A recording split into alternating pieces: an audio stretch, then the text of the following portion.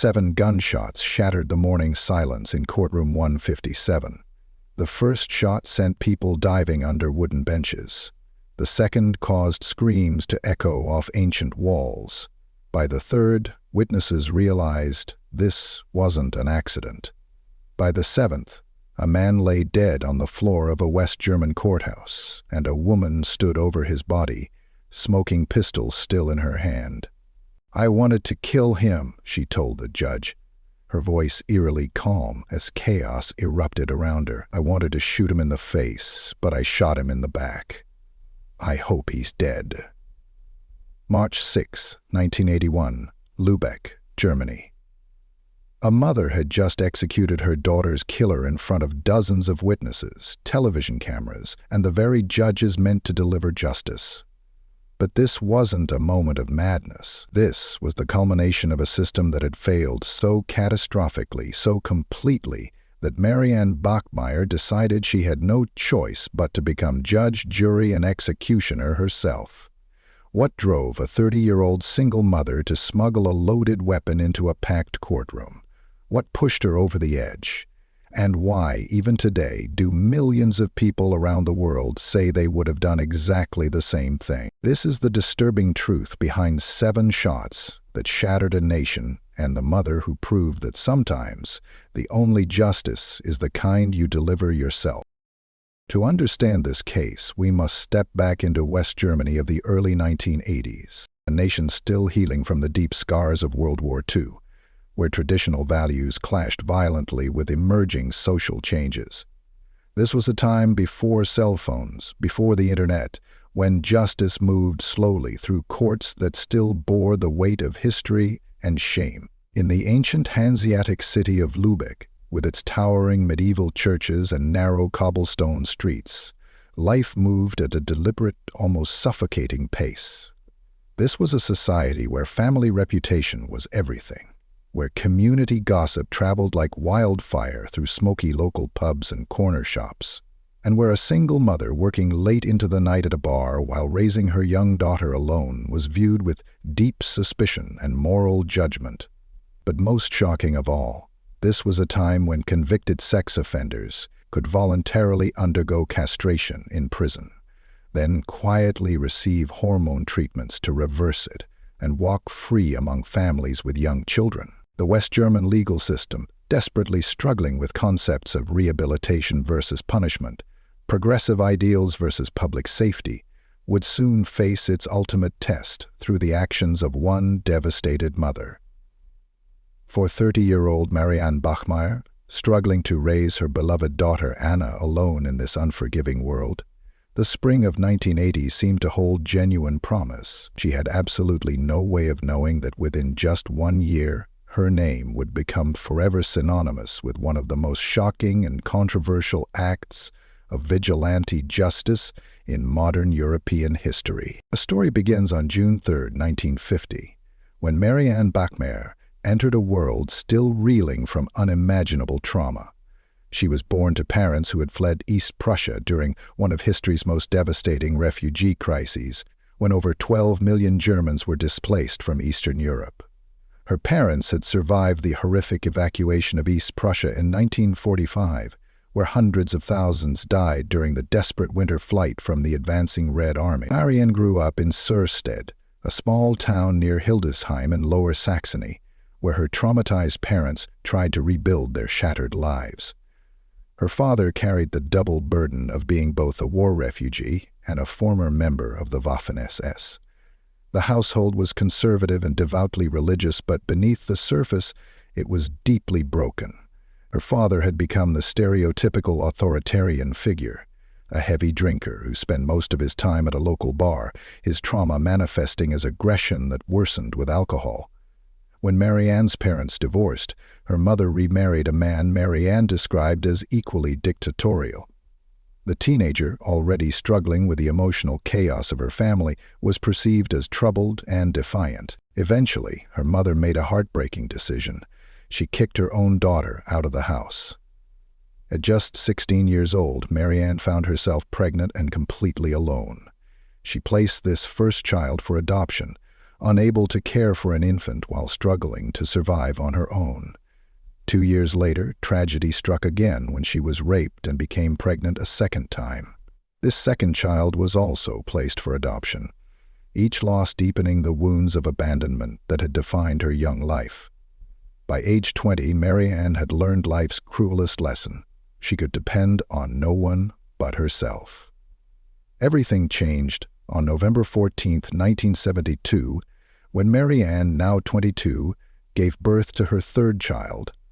This time she made a different choice.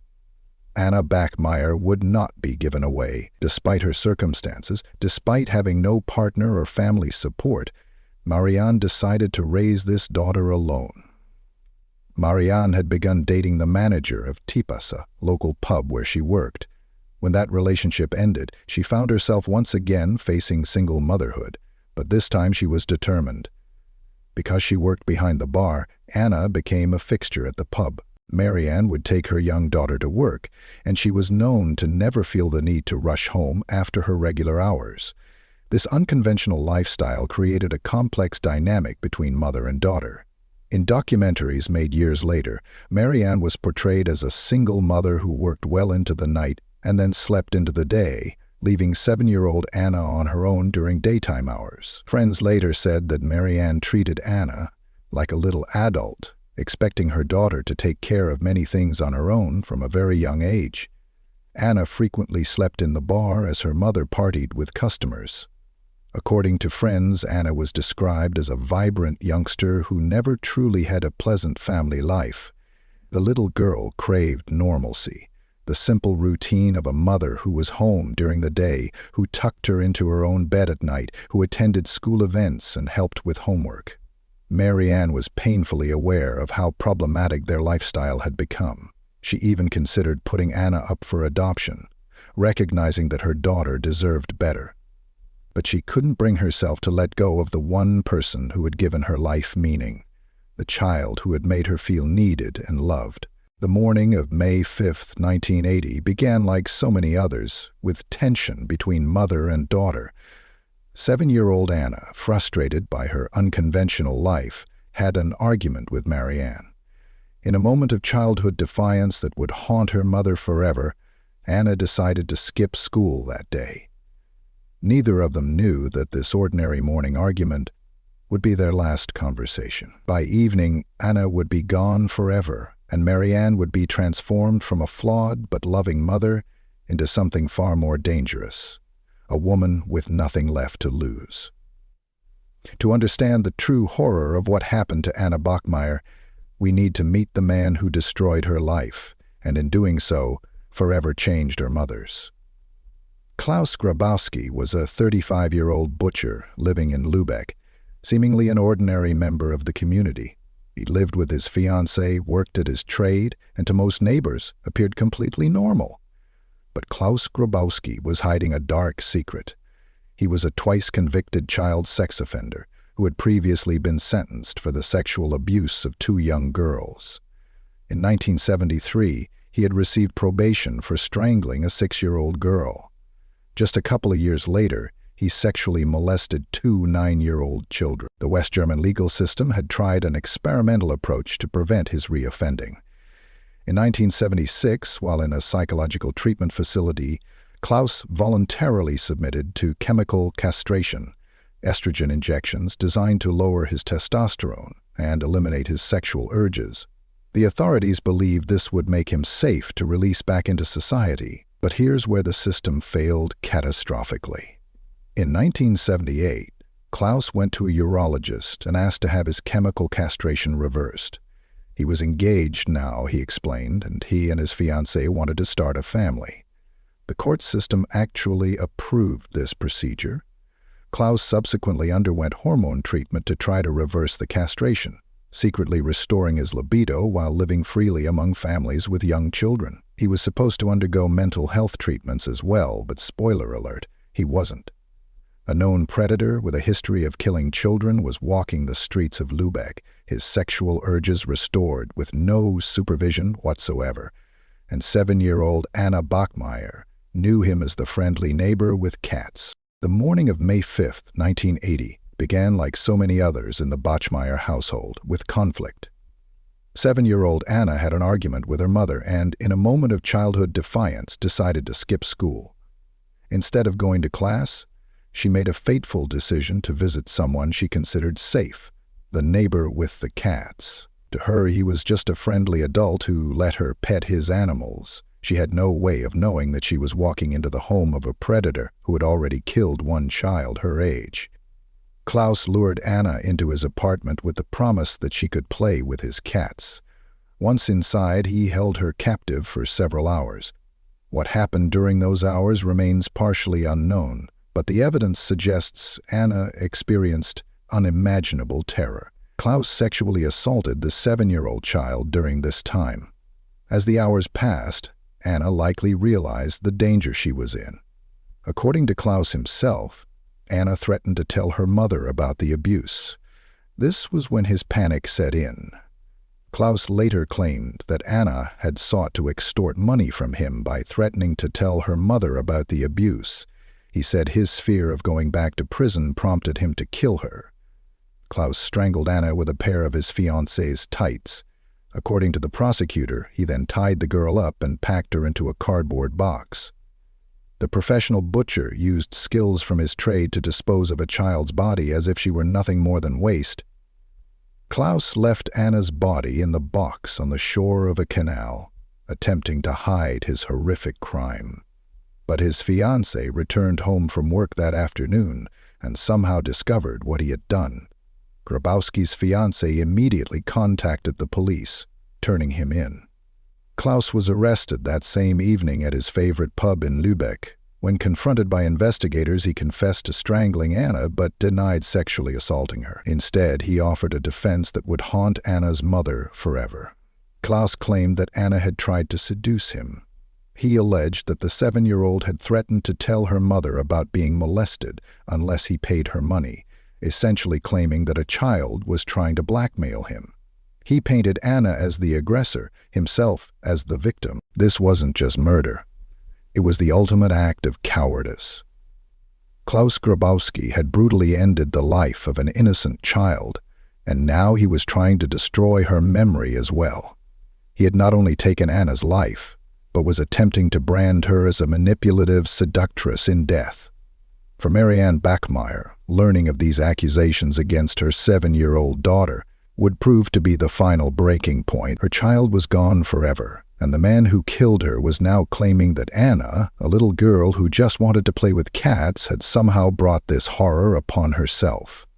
The stage was set for one of the most explosive acts of vigilante justice in modern history. The investigation into Anna's murder was swift and damning. When investigators discovered Anna's remains and arrested Grabowski for her abduction, rape, and murder, the evidence against him was overwhelming. Grabowski confessed to the murder after his fiancée tipped off police, but what emerged during the investigation would shock the community of Lübeck. As we go into the most chilling details of this documentary, take a brief moment to like and subscribe to our channel if you haven't already, for more in-depth investigations and analysis of significant cases like this. Klaus Grabowski was very well known in the community and among law enforcement. He had received a probation sentence in 1973 for strangling a 6-year-old girl. In a second attack just a couple of years later, he sexually molested 2 9-year-old children. The public was outraged. How had a man with this horrific record been walking freely among their children?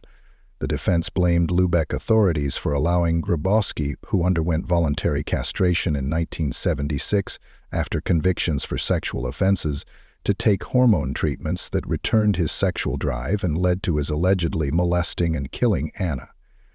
West German judiciary was criticized for enabling a man who had sexually abused 2 girls to use hormones to regain his libido. For Marianne Bachmeier, these revelations were devastating. Not only had her daughter been murdered, but it could have been prevented. The loss of her child in such a heinous manner left Marianne, a single mother, utterly devastated and pushed to the brink of despair. In an ARD documentary from 2006, a former friend said that Bachmeier rehearsed the shooting in the basement under Tipasa after Anna's murder. The case was scheduled for trial in March 1981 at the Lübeck District Court. The case shocked the community and garnered widespread media attention. For Marianne, the trial represented her only hope for justice. She had no idea that the legal proceedings would push her even further toward the breaking point. The trial against Grabowski began on March 3, 1981. The trial drew significant media coverage and public interest. Anna Bachmeier attended the trial, grappling with the emotions of facing her daughter's murderer. The trial received huge publicity in the popular press. The weekly magazine Stern ran a sympathetic serial on Marianne Bachmeier's life before the trial opened. But if Marianne expected justice, she was about to be horrified. Grabowski's trial was likely a heartache for Bachmeier. His defense attorneys claimed he had acted out of a hormonal imbalance that was caused by hormone therapy he received after being voluntarily castrated years earlier. The defense claimed Grabowski had murdered Anna Bachmeier due to an alleged hormonal imbalance caused by hormone therapy from when he was voluntarily surgically castrated years earlier. Even worse, Grabowski himself showed no remorse. Grabowski refused to speak or show remorse during most of the trial proceedings. Instead, he and his defense pursued what can only be described as a reprehensible strategy. Grabowski had testified that 7-year-old Anna had attempted to seduce him and that he had killed her because she had threatened to tell her mother of the attack unless he gave her money. What pushed her over the edge was Grabowski's continued claims that 7-year-old Anna had tried to sexually seduce him and then blackmail him for money. Bachmeier knew in her grieving mother's heart this was a monstrous lie told by an unrepentant child killer.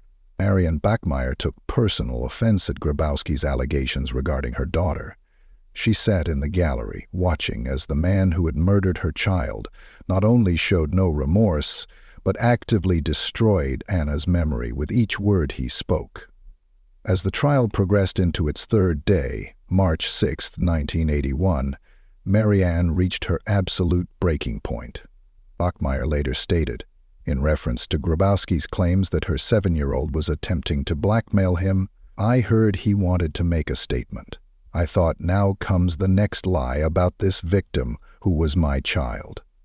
The system that was supposed to deliver justice was instead delivering one final unbearable humiliation. As she watched Klaus Grabowski prepare to spread more lies about her dead daughter, Marianne Bachmeier made a decision that would change everything. She reached into her purse and pulled out a Beretta 70 pistol. Justice, it seemed, would have to be delivered by her own hand. At exactly 10 a.m. on March 6, 1981, Marianne Bachmeier entered courtroom 157 of the Lübeck District Court. She had secretly managed to carry a .22 caliber Beretta 70 pistol in her purse into the packed courtroom. For 3 days she had listened to Klaus Grabowski's defense team blame hormone treatments for his actions, and to Grabowski himself claim that her 7-year-old daughter had tried to seduce and blackmail him. She saw Grabowski in the front of the courtroom. Bachmeier raised the Beretta 70 and opened fire on Grabowski. She fired 8 shots, striking him 7 times. Some reports say that he died almost instantly on the courtroom floor. According to an eyewitness account, she pulled out a pistol and emptied the entire magazine. Then she came back out of the courtroom, threw the pistol on the floor, and allowed herself to be immediately led away. Marianne was immediately taken into custody with no resistance or issue. The courtroom erupted into chaos. Judge Günther Kroger, who spoke to Bachmeier immediately after the shooting, quoted her as saying, "I wanted to kill him." Asked why, Marianne said, "Because he killed my daughter. I wanted to shoot him in the face, but I shot him in the back. I hope he's dead." 2 policemen said they heard her refer to Grabowski as a pig immediately after the shooting. In her official statement, she wrote, "I did it for you, Anna." She included 7 hearts to depict the 7 years of Anna's life.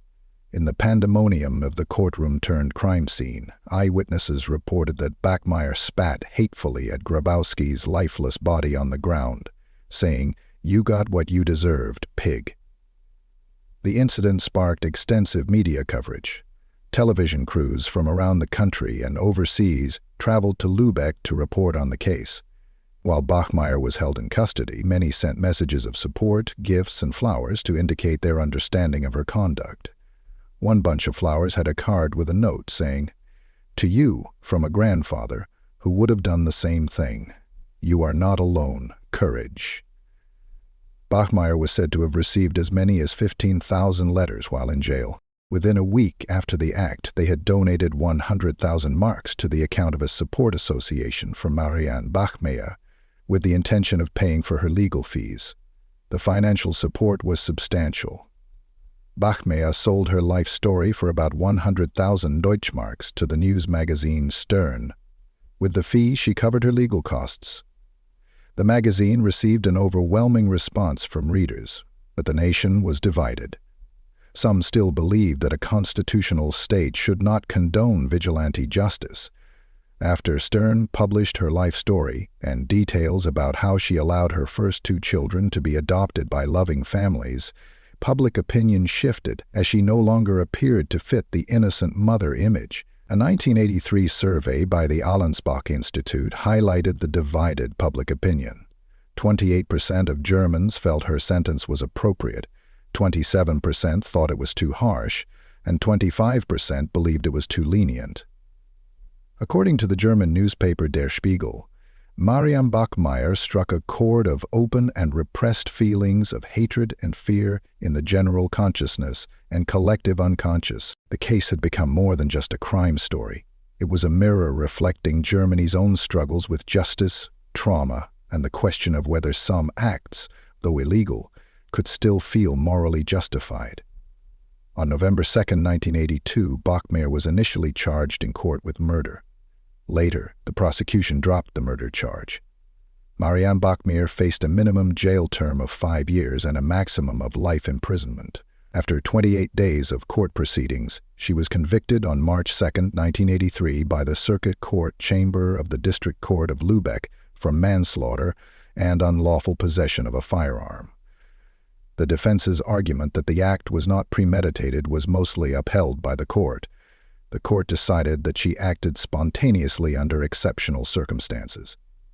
She was sentenced to 6 years in prison, but was released after serving 3. The leniency reflected a degree of societal empathy for a woman devastated by the brutal murder of her daughter. According to a survey by the Allensbach Institute, a majority of 28% of Germans deemed her 6-year sentencing as an appropriate penalty for her actions. Another 27% considered the sentence too heavy, while 25% viewed it as too light. In June 1985, Bachmeier was released on parole. Parole was continued for 2 years and 10 months following her release. The case had become one of the most significant legal precedents in German vigilante justice discussions, forcing the nation to grapple with questions of when, if ever, taking the law into one's own hands could be understood, if not justified. In the later part of 1985, Bachmeier married an unnamed German schoolteacher and moved to Lagos, Nigeria, in 1988 on a teaching sabbatical. Their marriage ended in divorce in 1990, and Marianne found herself once again starting over, seeking anonymity far from the media attention that had defined her life. After relocating to Sicily, Bachmeier was employed as an aide in a hospice in Palermo. Caring for the dying, she perhaps found some peace in helping others through their final moments. But her own health was deteriorating. She was diagnosed with pancreatic cancer in Sicily and then returned to Germany.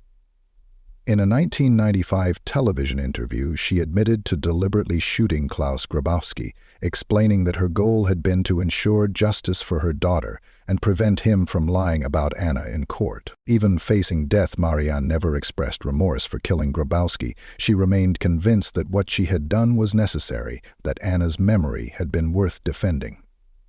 On September 17, 1996, Bachmeier died at the age of 46 from pancreatic cancer in a hospital in Lübeck. She is buried next to her daughter Anna in Bergtor Cemetery, Lübeck. Their graves lie side by side, a mother and daughter reunited at last. Their shared headstone a testament to a love that transcended death and law. The case sparked extensive media coverage and public debate that continues to this day. Marianne Bachmeier's legacy endures in documentaries, law school discussions, and true crime forums worldwide.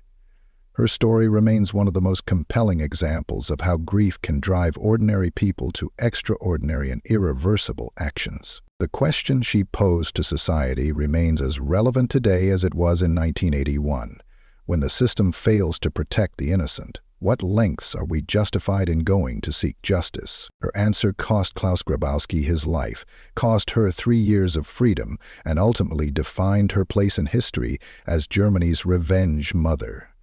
A title that captures both the horror and the humanity of her impossible choice. Today, more than 4 decades later, the case of Marianne Bachmeier continues to challenge our understanding of justice, grief, and the thin line between right and wrong. Anna Bachmeier was just 7 years old when her life was brutally cut short by a man the system had failed to contain. Her mother's response, 7 shots in a crowded courtroom, shocked the world but also forced us to confront uncomfortable questions about what we do when the law fails to protect the innocent. The legal implications of Marianne Bachmeier's actions are still discussed in law schools and legal symposia. Marianne Bachmeier never expressed remorse for her actions. Whether you see her as a grieving mother driven to desperate action or a vigilante who undermined the rule of law, her story remains one of the most compelling examples of justice taken into one's own hands. 4 decades later, Marianne Bachmeier's name still resonates as a symbol of vengeance, grief, and the moral gray area between justice and vigilantism. The question that haunts us isn't whether what she did was right or wrong. It's whether any of us, faced with the same devastating loss and systemic failure, might have done the same thing. What do you think? Was Marianne Bachmeier a hero or a criminal? Let me know in the comments, and if this case moved you as much as it moved me, please subscribe for more stories that explore the complex intersection of crime, justice, and human emotion. Until next time, remember that behind every true crime story are real people whose lives were forever changed by unimaginable tragedy. If you enjoyed this content, join our community by subscribing and turning on notifications. Every subscriber makes it possible for us to keep creating content we're passionate about.